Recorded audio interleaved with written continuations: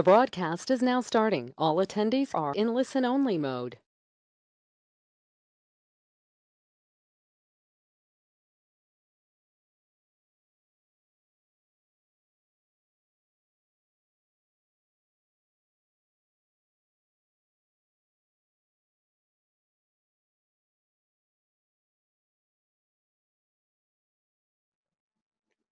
Hello, everyone. Thank you for attending the Regional Officer Interest webinar tonight.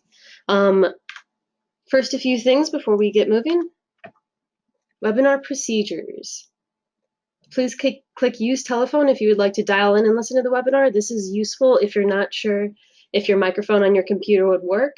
If you don't have a microphone and you do not wish to use the telephone, you can also type in any questions you have.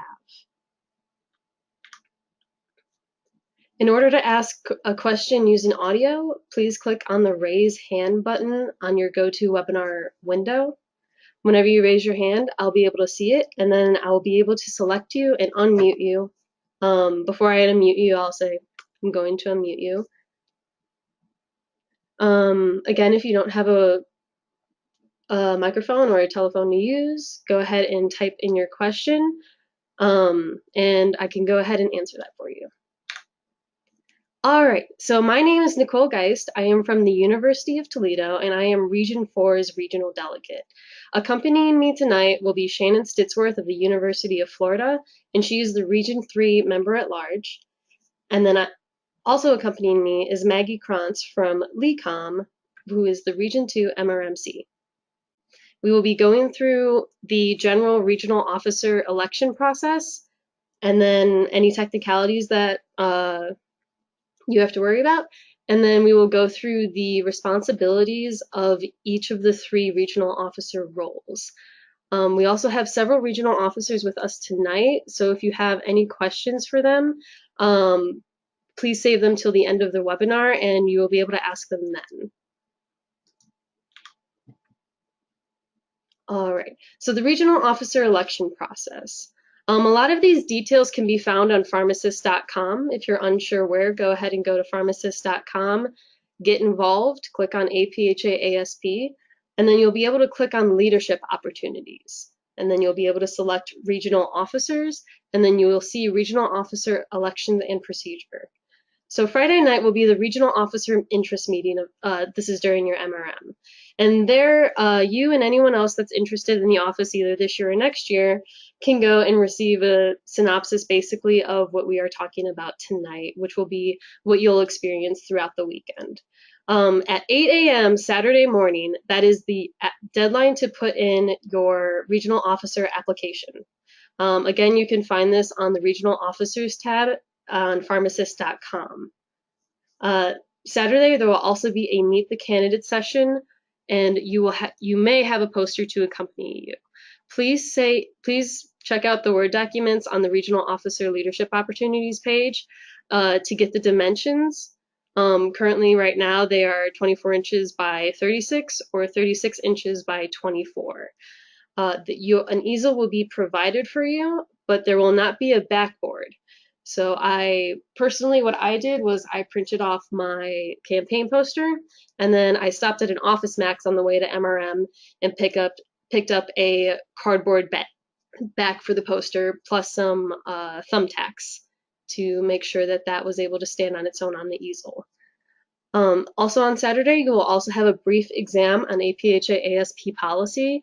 All the information about this exam can be found on the APhA capsule. Essentially, this is an outline of the APhA-ASP policy process, and all you have to do is study that for the regional officer exam. There will also be an interview with the nomination committee on Saturday, and this will just be a brief interview to help the nomination committee select who will be slated for the elections the next day.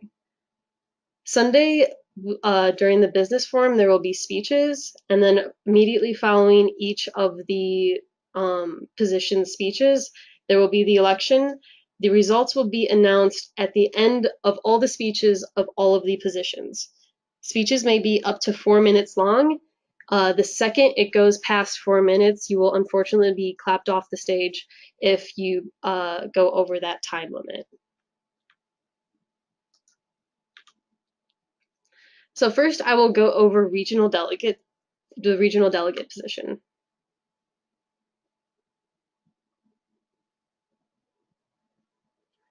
All right, if all the regional delegates could please raise your hands so that we can do a short introduction for each of you.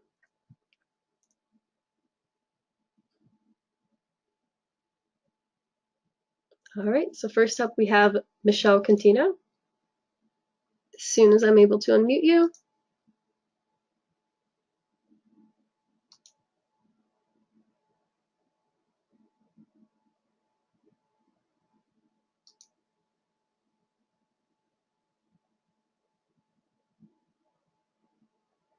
Michelle, it appears that you're self-muted.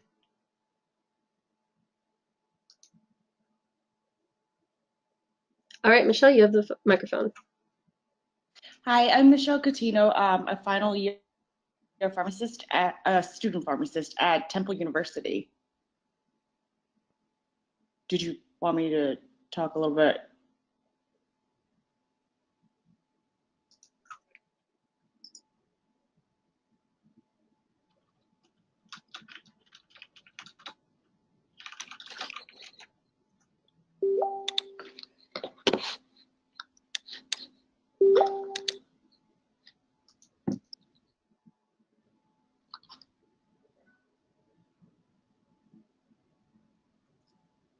All right, thank you, Michelle.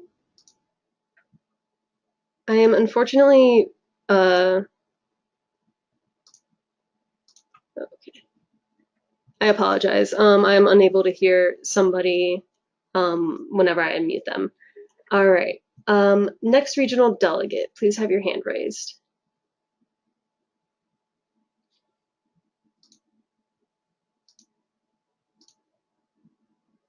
All right, Derek, I will unmute you in a second.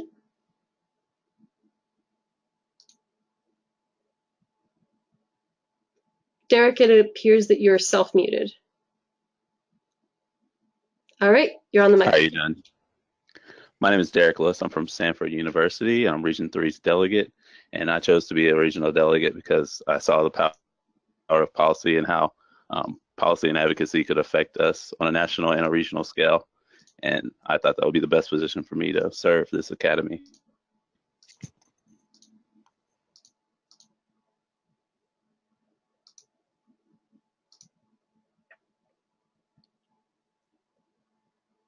All right, thank you, Derek. All right, next I see Caitlin Weiss.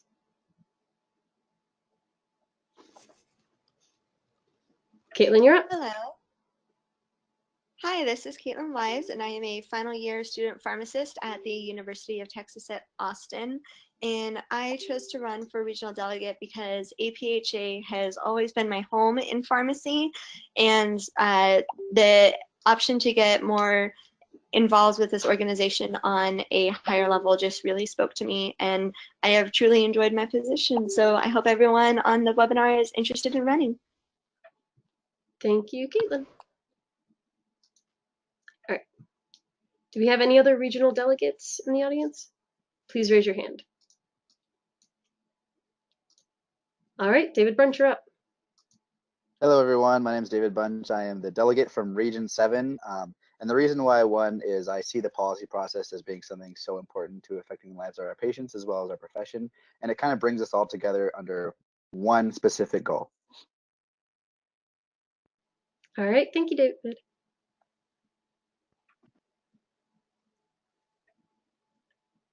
Okie doke. Now to go through the regional delegate responsibilities a little bit more. As a regional delegate, your role is to promote policy and advocacy initiatives throughout the region. The best way to do this is to work closely with the chapter PVPs in your region, as well as the Policy National Standing Committee and the APhA-ASP Speaker of the House. You're kind of a liaison between the national and the chapter level. So whenever the Policy Standing Committee has something that they would like to share with all their chapters, they usually pass it on to the regional delegate, who in turn will pass it on to the policy vice presidents within each chapter. Another part of the role is to coordinate policy development process at APhA-ASP MRM.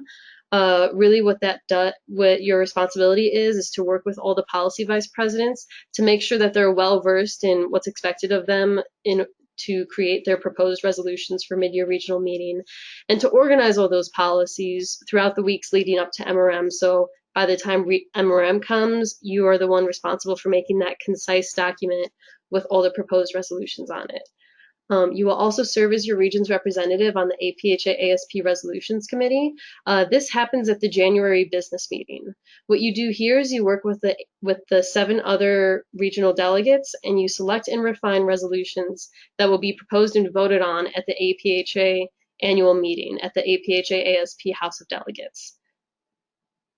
And then another responsibility at the annual meeting is to serve on the APhA, or as an APhA-ASP delegate during the APhA Big House, as they call it, House of Delegates. You serve as a student voice there, specifically for your region.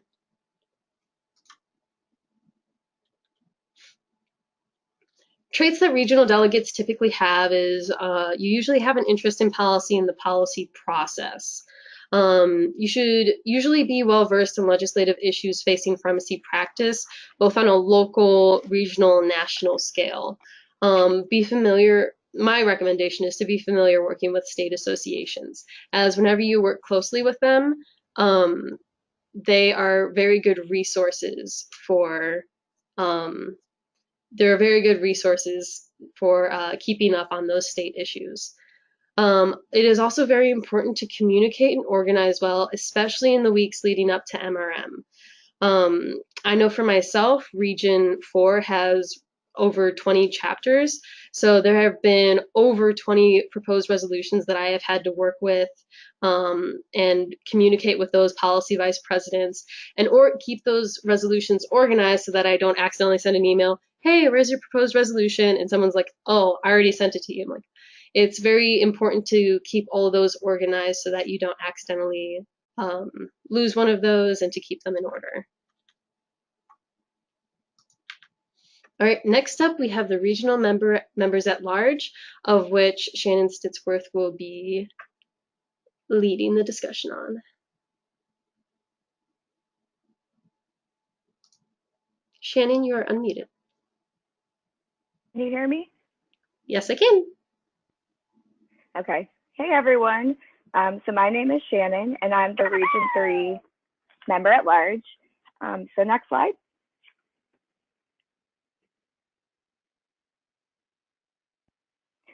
Okay. So this is the Armel team. So there are 8 regional members at large for each region, and on the call tonight is Region 1's Patrick Condon, Region 2's Charlie Summerlin, and Region 6's Olivia Johnson. So at the end, we're going to open it up and allow all of us. But for right now, I'm just kind of going to go through the roles and responsibilities as well as traits of a successful Armel. So next slide.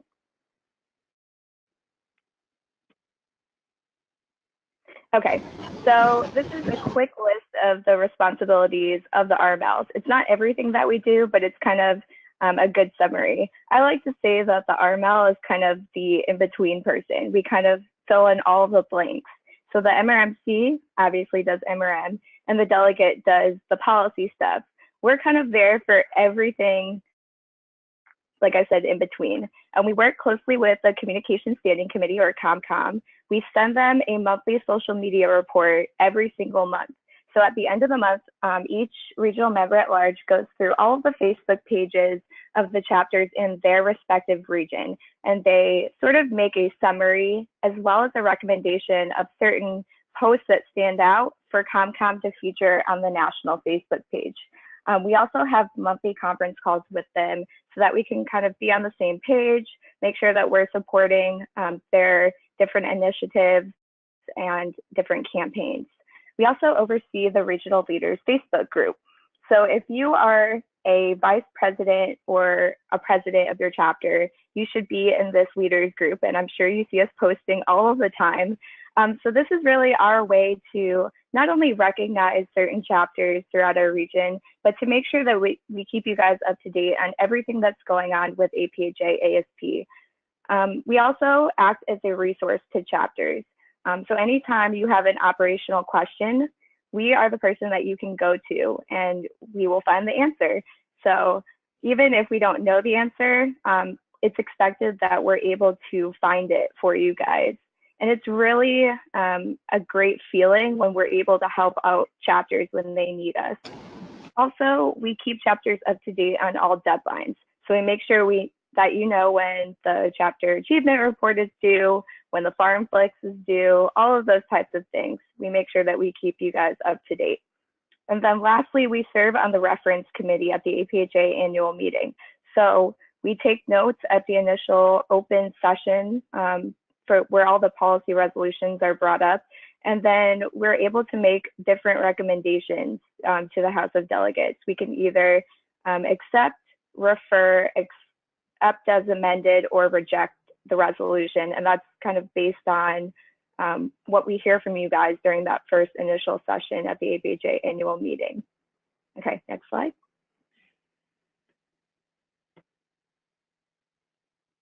Okay, so some of the traits of an Armel.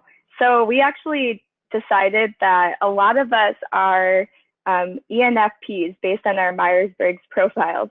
So Patrick, who's one of our Armels, made this kind of unique slide to kind of use that to describe the characteristics of an Armel. So first of all is E, enjoys conversation, networking, and connecting with others. You don't necessarily have to be an extrovert to be an Armel, but it really helps. And it really helps if you're someone that is very approachable as well. So N is really that you're driven by instincts and you're able to serve big picture outcomes. So a lot of times you'll have to do things kind of last minute as an Armel and kind of go with the flow and be very flexible. So that's where having certain instincts comes into play. And then for F, very passionate and enjoys capturing the spirit of events via social media. So like I said before, we're very involved with communication and social media. So being on Facebook a lot or being on Instagram and really being passionate about recognizing chapters and capturing what's going on within APhA-ASP is vital as an Armel. And then lastly, free-spirited, takes things as they come and can quickly adjust schedule to answer questions as they come. So this is sort of like the instincts thing. You have to be very flexible and be able to kind of roll with the punches as an Armel. A lot of times you'll get last minute emails where they really need you to promote something within your chapters, within your region, and you just have to be constantly available and ready to go. And that's all that I have. Okie doke, thanks Shannon. And then we'll go ahead and go back to that list of regional members at large so that we can allow each of them to go through, say their name, school, and a quick reason as to why they chose regional member at large over the other positions. So any Armels here, please raise your hand and I'll be able to unmute you.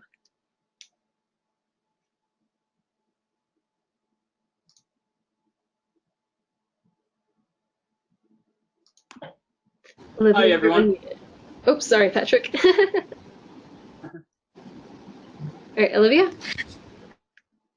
Hi, I'm Olivia from Region 6. I'm a final year student pharmacist at St. Louis College of Pharmacy, and I chose Armel because of the relationship they have with IPSF, and not only that, but you get to work so closely with the regions throughout the whole year.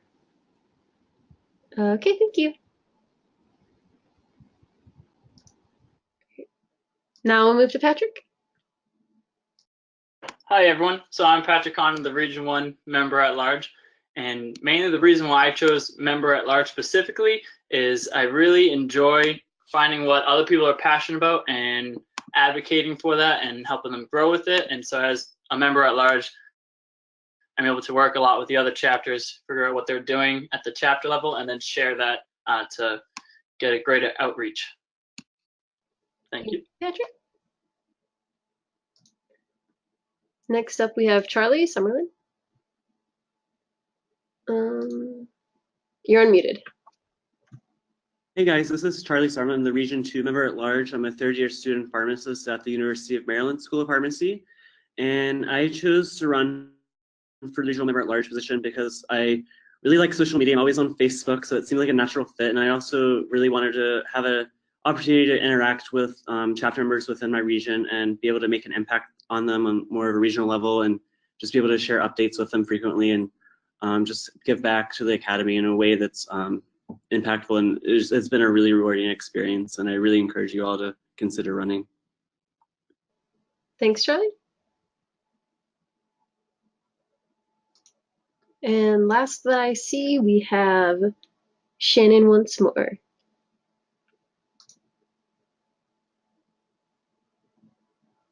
Shannon, you're self-muted. There you go. Got it. Okay, so it's me again. So one of the things that the promises that I made to myself when I started pharmacy school was that I was going to push myself out of my comfort zone. So when I was encouraged to run for regional member at large, part of me wanted to say, you know, heck no, I'm scared. I'll never do this. This is too big of a position. But because of that promise I made to myself, I pushed myself to do it. And the reason I chose Armel was just because I felt as though I have a strength of connecting with people. I really enjoy helping people out, answering their questions, and then really like getting to be their cheerleader when they succeed, which you get to do as Armel. Thanks, Shannon. All right, next up, we'll have the mid-year regional meeting coordinators.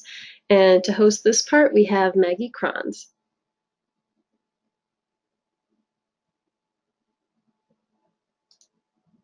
Maggie, you're unmuted.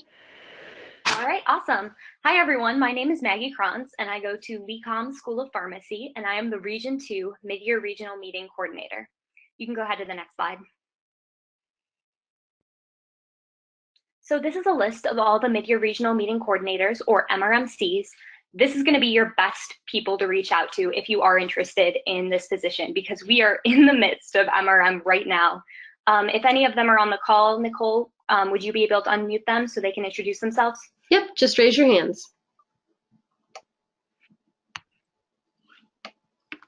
Okay.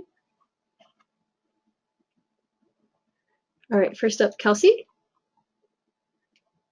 Hey everyone, my name is Kelsey Rosenzweig, and I am a third-year student pharmacist at Lipscomb College of Pharmacy in Nashville, Tennessee. The reason I ran for MRMC was really because of the power of MRM. You really get to meet so many people from all across your region and network more than ever. And I just wanted to be able to put on an amazing MRM for everyone else this year. So I'm super excited, and I hope that more people run for MRMC this year. Thanks, Kelsey. All right, next up, we have Lac Nguyen. You're up. Hey guys, it's Lac. So I am with Region 6. The reason why I ran for MRM was kind of just on the whim. It sounded like, you know, I wasn't really sure what it was, and then I sat into the interest meeting and I just kind of ran with it after hearing about what it was about, and that, you know, I really thought that I would do a good job and that I could serve a really good purpose with it. So that's basically the reason why I ran. All right, thanks, Lac. Thanks. Going back to Region 1, we have Cricket Carter. Hi, my name is Cricket Carter. I'm from Hudson University in Maine. The major reason why I ran was because the MRM was going to be in my state this year, but really the core of MRMC is to provide a great meeting for hundreds of student pharmacists across your region, and nothing gives me more pleasure than to provide those opportunities and excitement and fun to my peers. So if you have any questions, please contact me. Thanks, Cricket. And then we also have, up next, we have Mark McEwen. Hello, my name is Mark from Washington. Sorry, my name is Mark, Region 7's MRMC. I ran to be the Region 7 MRMC because of the opportunity to inspire student pharmacists to find their passion through APhA-ASP. And attending MRM as a first year really started my APHA story. And I want to do the same for others with a touch of my personal character. Thanks, Mark. And then last but not least, we have Allison Augustin. You're up. Hi, everyone. Hello. You're good. Hi, everyone. My name is Allison. I go to Western University of Health Sciences in California. I am the Region 8 MRMC.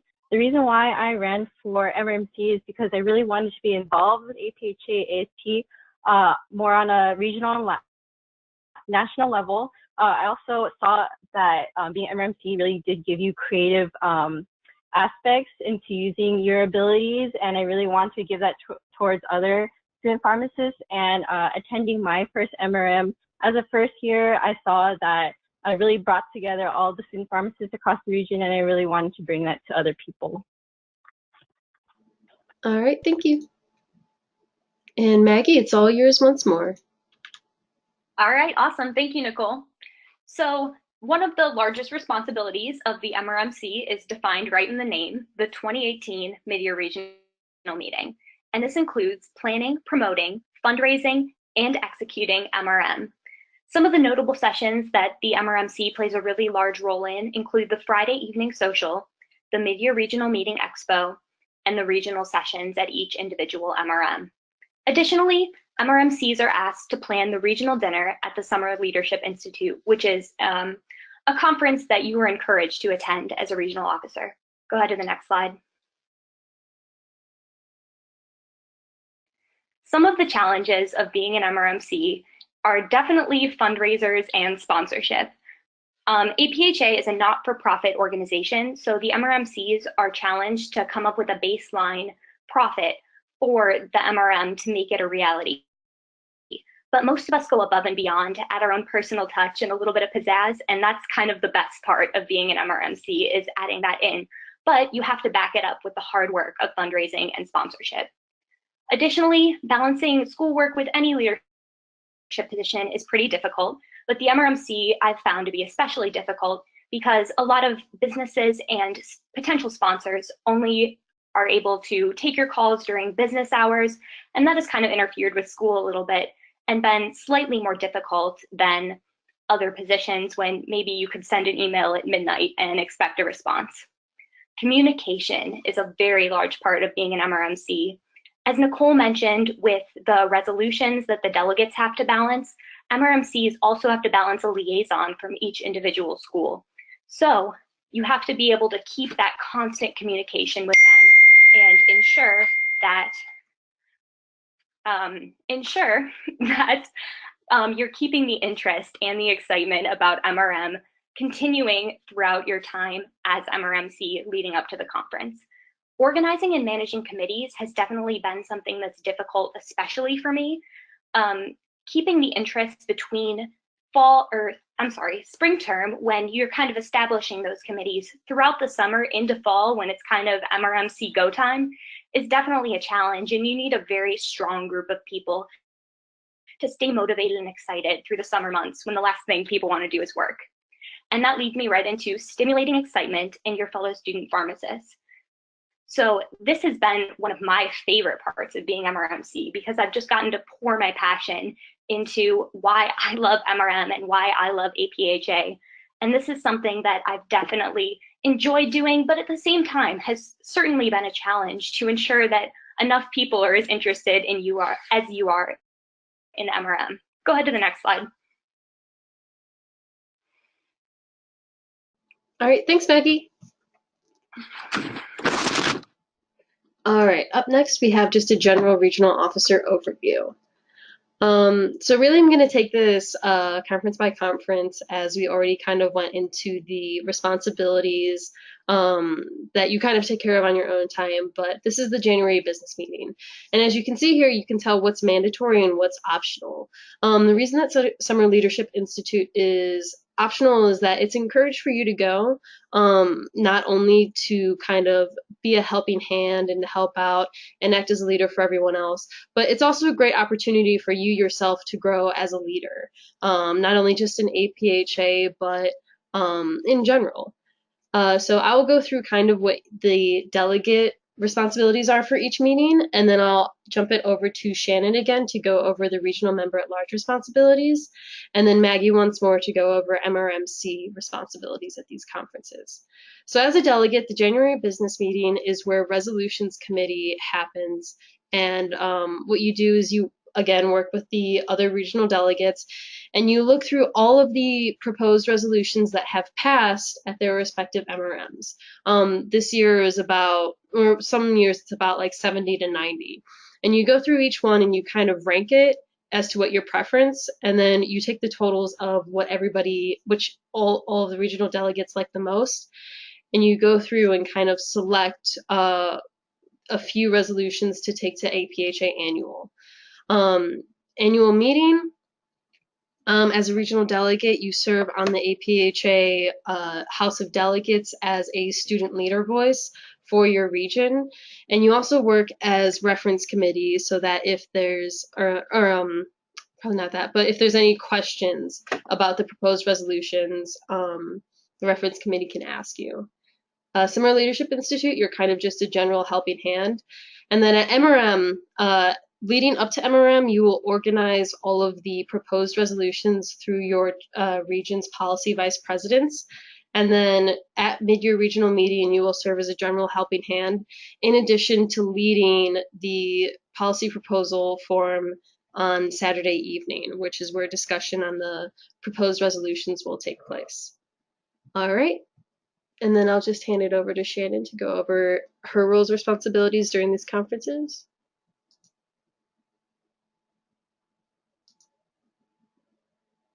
Shannon, you're up. Okay. All right. So at the January business meeting, it's really a time for the regional members at large to get to set goals for the year. So throughout the meeting, we'll hang out with the two national members at large and kind of figure out what our direction is for the year. So we get to talk about what our goals were for running and kind of how we want to help out the chapters throughout the year.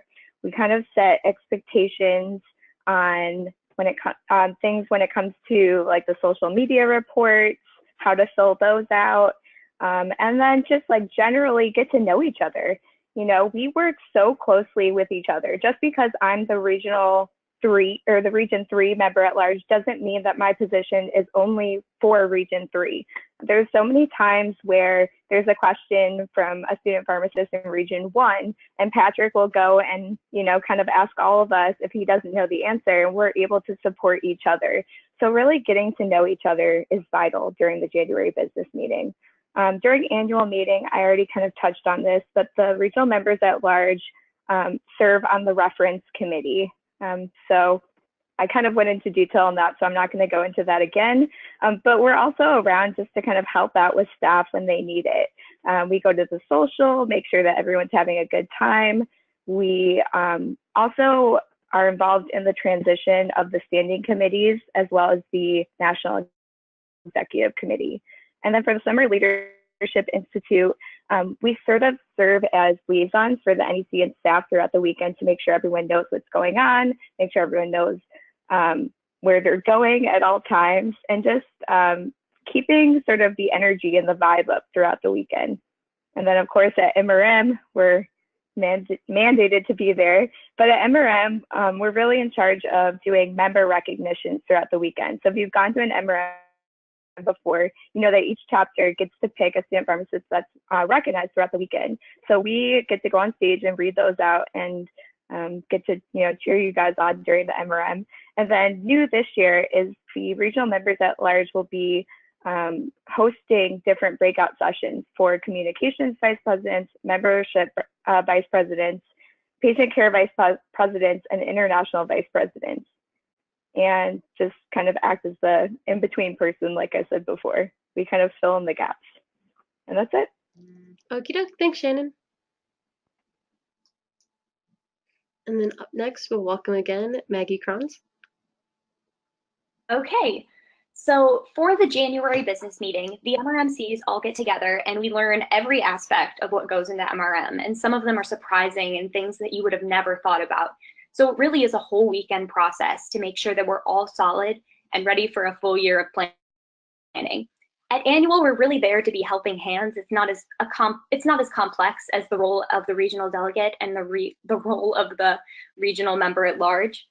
But we did help with the social on one of the weeknights, and we helped facilitate and coordinate some of the sessions. At the Summer Leadership Institute, as I mentioned before, we coordinated the dinner, and this year Kelsey and I did a combined Region 2 and Region 3 dinner together, and it was a blast, and I heard nothing but awesome things about the other dinners, so it's something fun that I really looked forward to planning.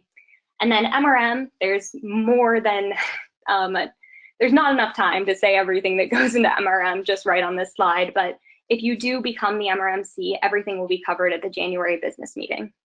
All right, thank you, Nicole. Thanks, Maggie. Okay, and now we will open it up to any questions that you guys have for any of the regional officers. If you have a question, please go ahead and raise your hand and I'll try to pick on them in the order that I see them pop up.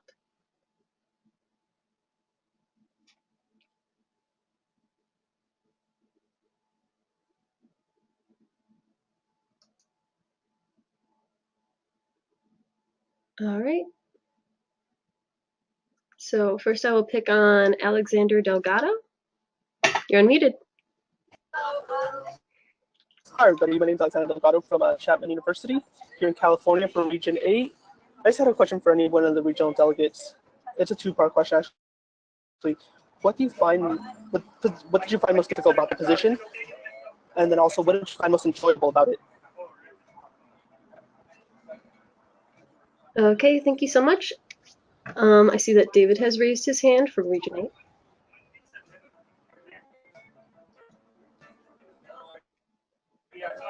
David, you're up. I'm actually Region 7. Seven. But yeah, so probably the most difficult part was when we were all ranking all of the resolutions from every MRM. There was like almost 100 of them. It took a long time, but it was really worth it. Getting to see what the climate of the regions and what all the students from all across the country were thinking. And actually, that even when we went to January business meeting, we're going through all of those, and we had about 5 when we got to January business meeting, where we had to create the background statements and everything like that. Getting to see how my fellow regional delegates thought was really inspiring. Just to be sitting in a room with 7 other student pharmacists who are so passionate about the policy process, and getting to see what their views were on those resolutions. Neat, thanks, David. And then I also see that Michelle has her hand raised. Michelle. I agree.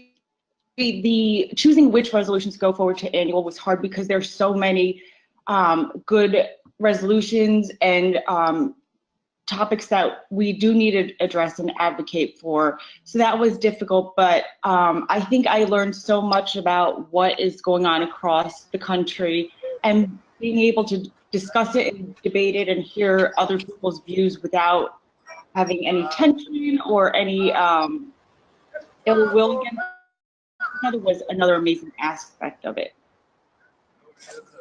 Okay, thanks, Michelle. And then just to contrast what they said, personally, I think the most difficult part about being a regional delegate has been keeping everything together, preparing for this MRM. As I mentioned earlier, Region 4 has over 20 chapters, so there's been over 20 resolutions that I've had to keep track of and to make sure I don't lose. My favorite part of being regional delegate, though, was serving on the resolutions committee. And really the reason that was amazing was because you walked into a room and you immediately had 7 other people there just as passionate about policy that you were and willing to talk about stuff. Does that answer your question? That did answer my question. Thank you, all 3 of you, very much. Very informative. Thanks for your question. All right. I believe that Colleen Miller had her hand raised next. You're unmuted. Hi. Okay. can you hear me? Yes, we can hear you. Okay. I just had a question about the annual meeting. I recently submitted an abstract for research, and I was just wondering if being a regional officer and presenting research was difficult to do. And I'm interested in the regional member at large position. Okay, great question. Has any of our regional officers had experience with that? Please raise your hand if you have.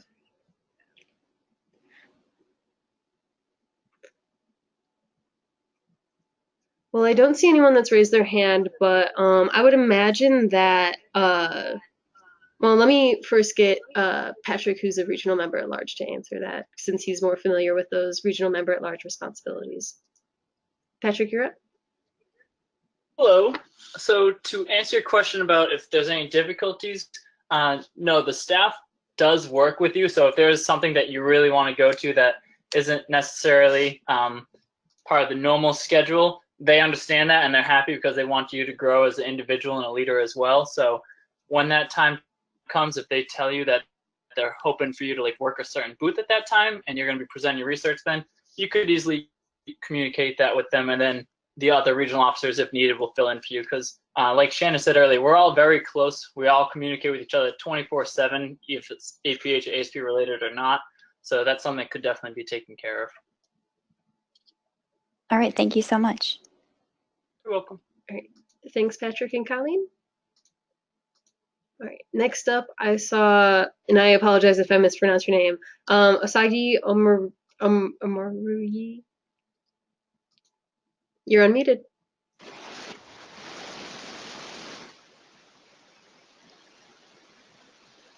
Hello? Asagi?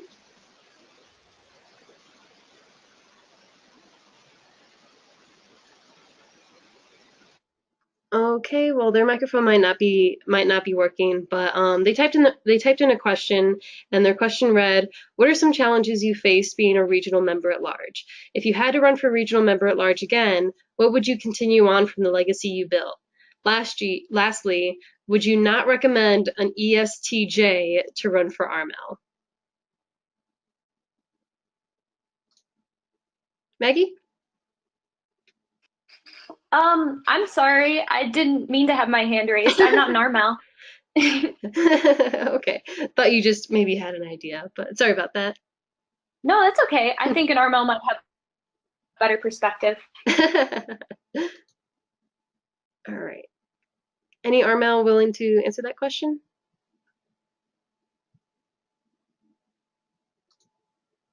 Olivia? Hi, so I am actually an ISTJ, and there were some difficulties, but it had more to do with being introverted. But there are so many great people to help you, and I would definitely continue. I would do it all again if I had to run again. So the biggest thing I would continue would be contacting the chapters, but I would, my big thing that I wanted to do was collaborations, and I would have tried to continue that more. Did that answer your question?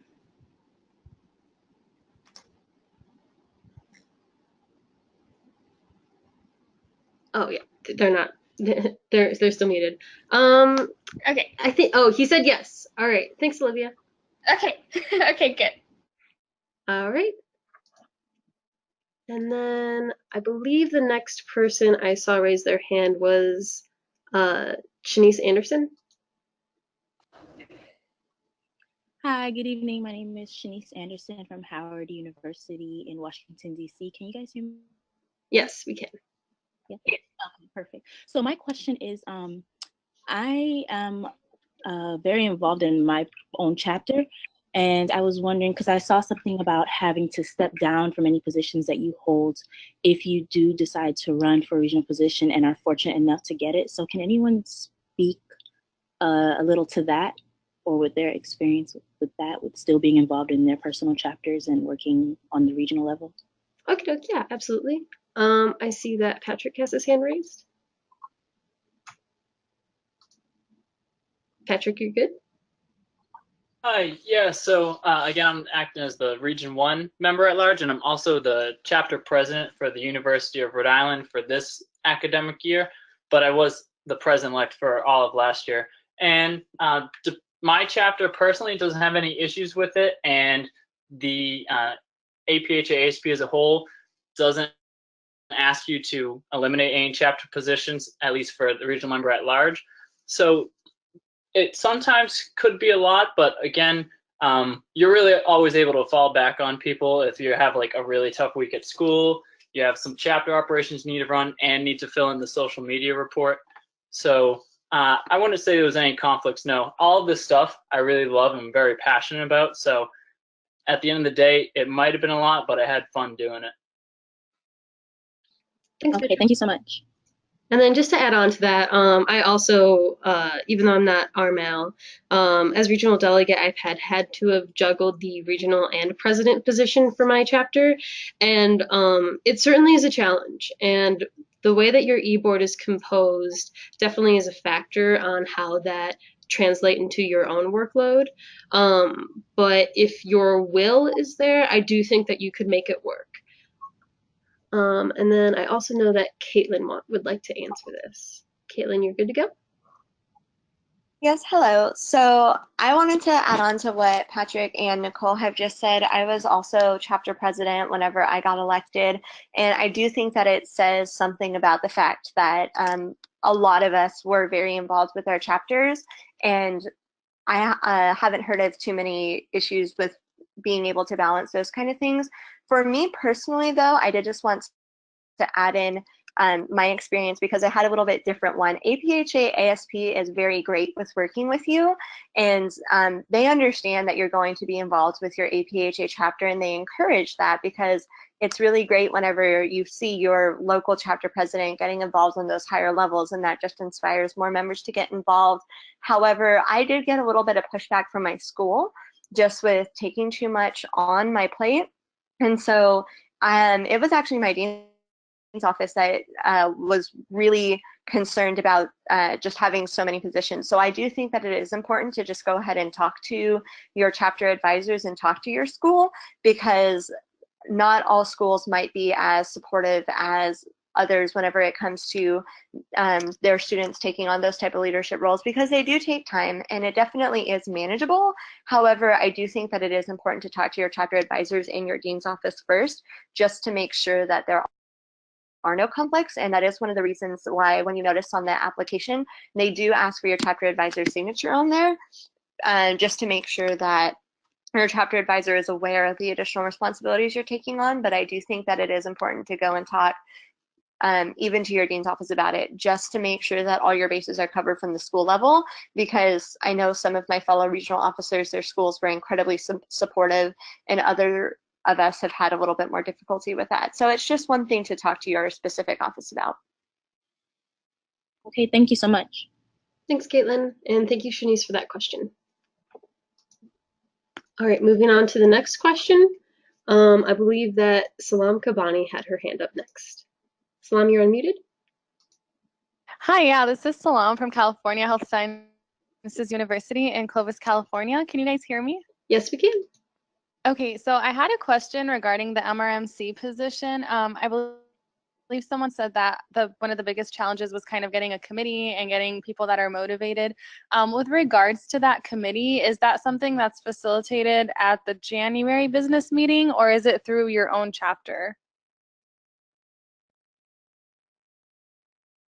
All right, let's see who's up. Maggie has her hand raised. Maggie? Yeah, actually, my hand wasn't up. It's still going up, but I can start. No, I know.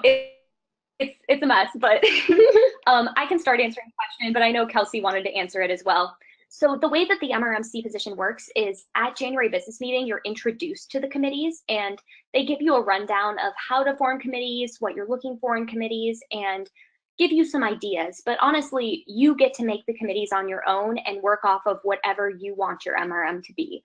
So what I did is I made a sponsorship committee, a fundraising committee, and a social committee. And I had the sponsorship and fundraising committee working during the spring term, And then the social committee started about halfway through the summer, and then they started working on their own. But that's not really something that APHA tends to get involved in. It's really something that each MRMC does their own thing. Kelsey, do you want to follow up on that? All right.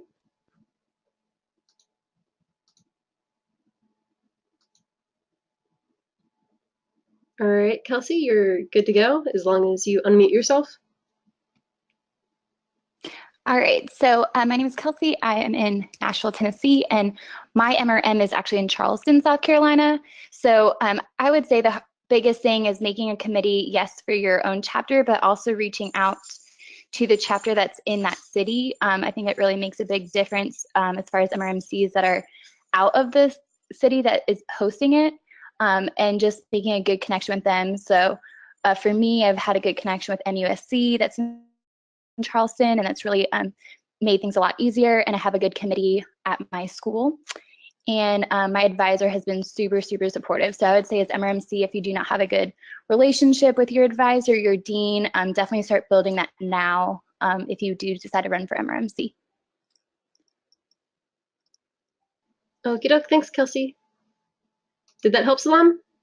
Yes, that did. Thank you so much. Okie doke, thank you. All right, moving on to the next question.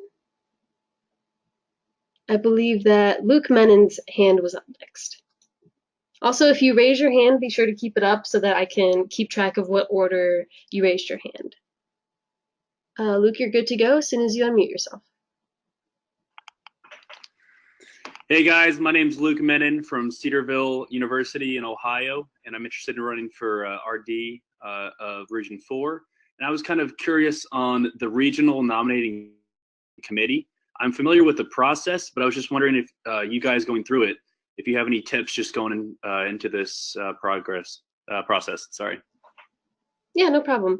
I can personally answer this one really quick.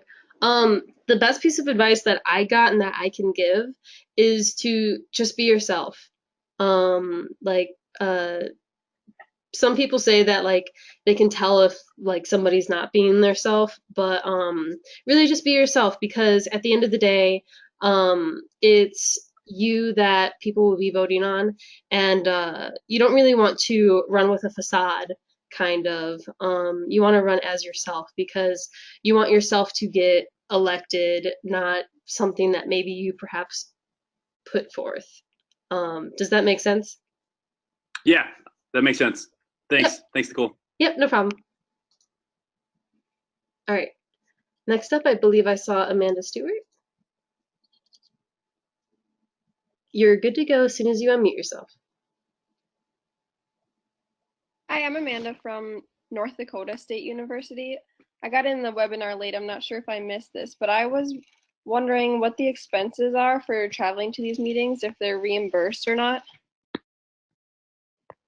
Yes, absolutely. So for JBM, there will be APHA does help with expenses, so you don't really have to worry about that.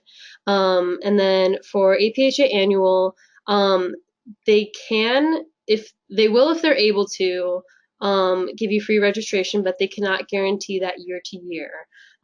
So just keep that on mind, but nothing else for APHA annual is covered.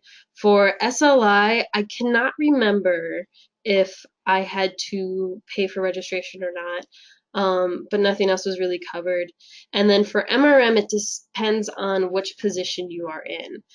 Any regional officer does not have to pay for their next MRM. If you are the mid-year regional meeting coordinator, they do cover your hotel. If you are the regional delegate or the regional member at large, then you will have one night at the hotel covered. Something that you can do with that is if like for instance, if the regional delegate and the regional member at large room together, then you'll have your hotel and expenses covered for that MRM. So in essence, MRM and January business meeting, you don't really have to worry about cost-wise. Annual, they try to help out if they can by giving you free registration, and I don't think there was really any compensation for SLI. Okay. Did that help? Yeah. Okie doke, thank you. Thank you. All right. And next I see Shanice again. Oh, no, I don't have a question. Sorry. Okay, no problem. All right, I see that Kelly Potts has her hand up. FYI, guys, for the raised hand function, if it appears as a green button, that means that your hand is not raised. If it appears as a red button, that means that your hand is raised, and the red signifies that you click it to put your hand down. All right. Next up, we have Kelly Potts. You're good to go. Kelly, are you there?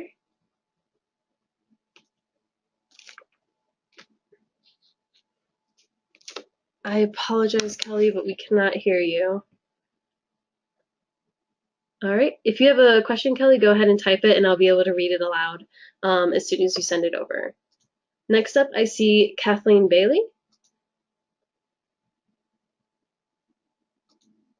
You're unmuted. Awesome. Hi, guys. My name is Kathleen Bailey. I'm a second-year student at Idaho State University. My question's about like the poster and the PowerPoint slide that you're supposed to send in. What kind of stuff did you guys put on that for running? All right, great question. Does any regional officer wish to answer this question? All right, I see David Bunch raised his hand.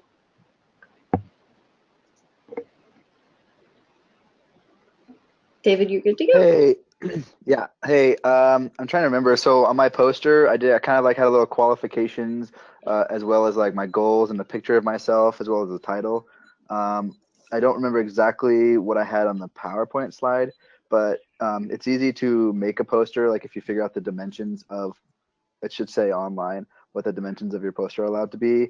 And then you can make that in a PowerPoint, because if you in PowerPoint you can configure it to be a certain poster size, and it's easy to get it on a Staples. And I had it printed at a Staples in the town that the MRM was in, instead of trying to take it on the plane.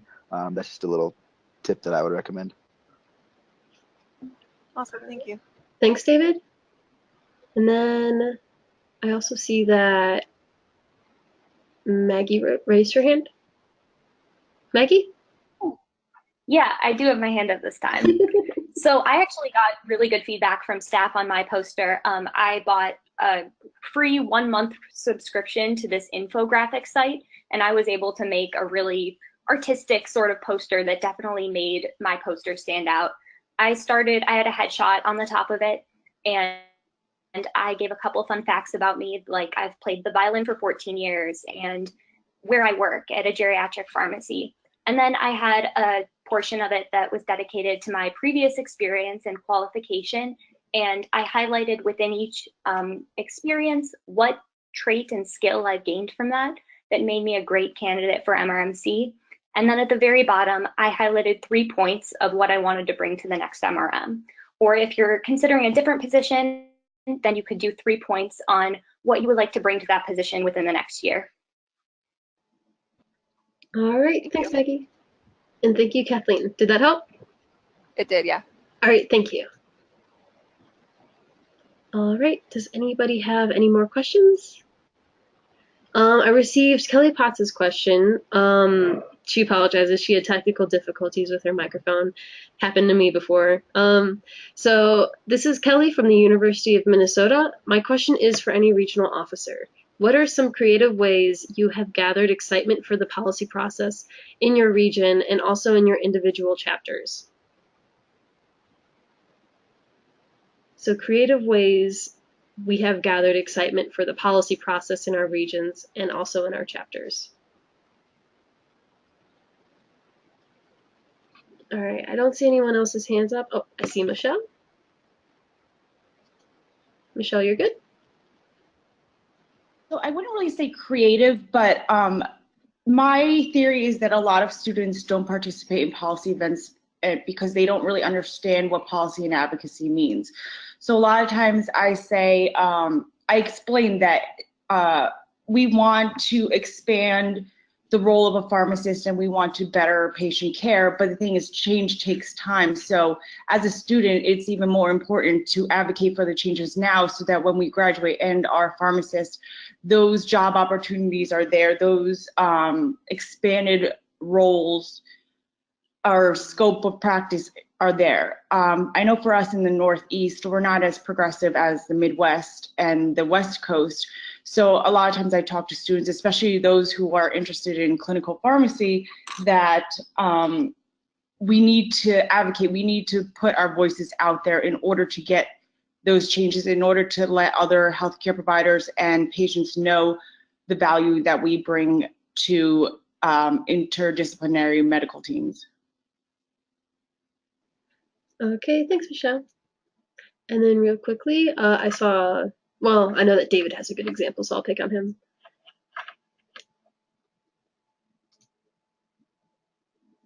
David, So it's funny because I'm also our chapter's policy vice president as well. And in preparation for MRM, we did a policy and pancakes where we served pancakes to students and we traded pancakes for them to submit resolutions. And then we talked about those resolutions at our next event, which was a policy and pizza event. So we served pizza, then we came and discussed them. And then I also put on a mock house of delegates, and we gave raffle tickets to raffle off a membership for those who came up and spoke, like to simulate at open session.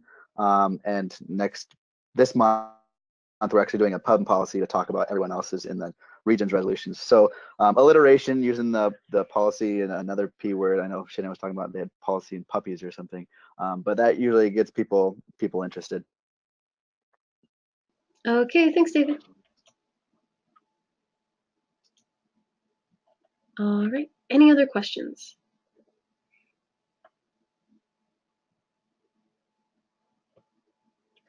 I see that Ashley, I apologize if I mispronounced your last name, Heng, had a written question. She asked, what are the challenges of being regional member at large?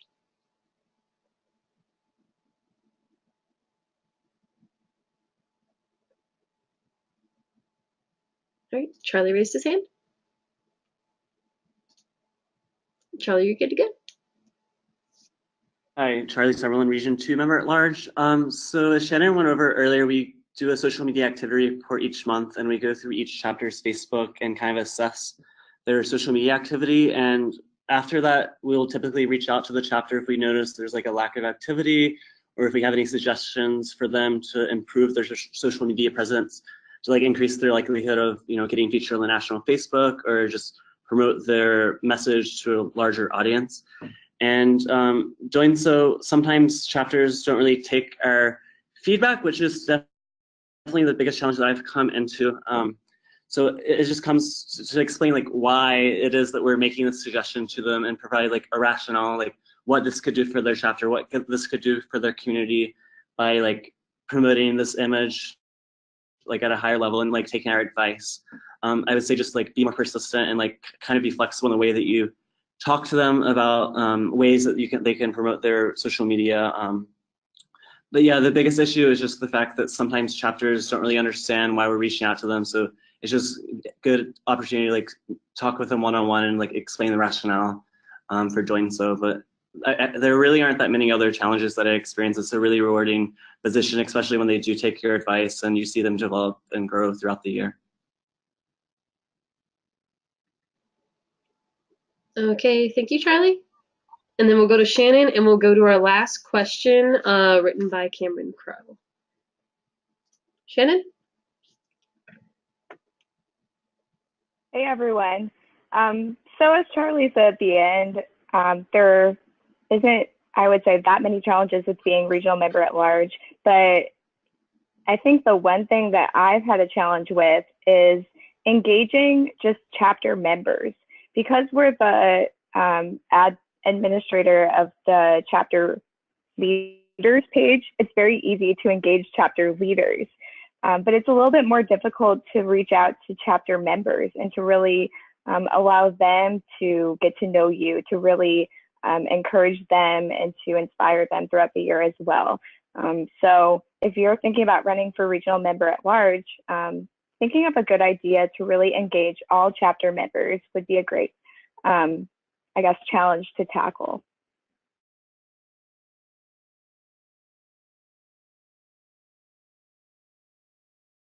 Okay, thanks, Shannon.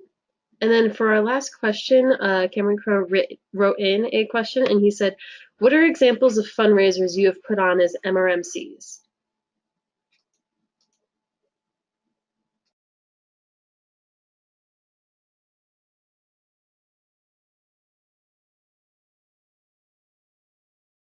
All right, I see that Maggie has her hand raised. Maggie, you're good. Okay, so I can speak about my fundraisers. It was definitely one of the more difficult things, especially starting up at the beginning. One of the first things that we did was we sold LECOM, which is the school I go to, water bottles and mini glasses, which are shot glasses, to my peers within my school. And as the year went on, we were able to do more large-scale regional fundraisers. One of the other ones that we did in the spring, now that I'm thinking of it, is we were able to buy the peripheral brain books in bulk from APhA, and they gave us a discount. So we could sell them for less than the price of buying an individual one to members of my chapter at my school. And then right before MRM, I'm currently doing a t-shirt sale where the t-shirts are part of a scavenger hunt that I'm arranging on Saturday night. And I have some really cool prizes that I think people are definitely interested in. And that has encouraged a lot of people to purchase the t-shirts and definitely help do some last minute fundraising. Okay, thanks, Maggie. And then we'll take it to Kelsey real quick. Kelsey, you're good to go? All right, hey everyone. So for fundraising for me, I took it kind of to a regional level. So this year, my biggest fundraiser that I'm actually currently putting on is a virtual 5K. It's something I started planning over the summer, and it's something I'm really excited about and something that I've never really seen done before. And so what this says, it allows, my region's so big, it allows everyone to kind of participate, whether they're attending MRM or not. And it kind of goes with my theme, and I'm able to give an award at MRM for my virtual 5K. So I was trying to keep it something fun and exciting that people would want to get involved with, and not just open it up to my school. Since we do so many fundraisers at our local chapters, it's hard to keep tapping into that same resource. So really trying to think outside the box and come up with some different types of fundraisers that don't just involve your chapter, I think is a good thing to do. So that's my advice. Okie doke, thank you. All right, and that will conclude the questions portion of this webinar, and essentially the webinar. Just a few quick points that I failed to mention earlier. A requirement of being a regional officer is to be a student pharmacist, a full-time student pharmacist in a Doctor of Pharmacy degree program, and you must be in good academic standing, which is defined as a minimum of a 2.5 GPA on a 4.0 scale. As part of your application to be a regional officer, you must have the full support of your dean, chapter advisor or advisors, and experiential coordinator or coordinators. And on the application, there's actually 2 lines for a chapter advisor and an experiential coordinator to sign that they do believe that you're in good academic standing and that you do have their support. And then another point is that we have recorded this webinar tonight, so if you or anyone else wishes to view this, it'll be posted at a later date. Keep an eye on your region leader pages or region leader pages to see if there is a link for that later. All right, I just want to thank you guys again so much for coming. Being a regional officer has been one of the the best experiences in my pharmaceutical student career, and I would definitely recommend it to anyone that even has an inkling of wanting to run and to grow themselves both personally and professionally as a leader. All right, well, thank you again, and have a great night.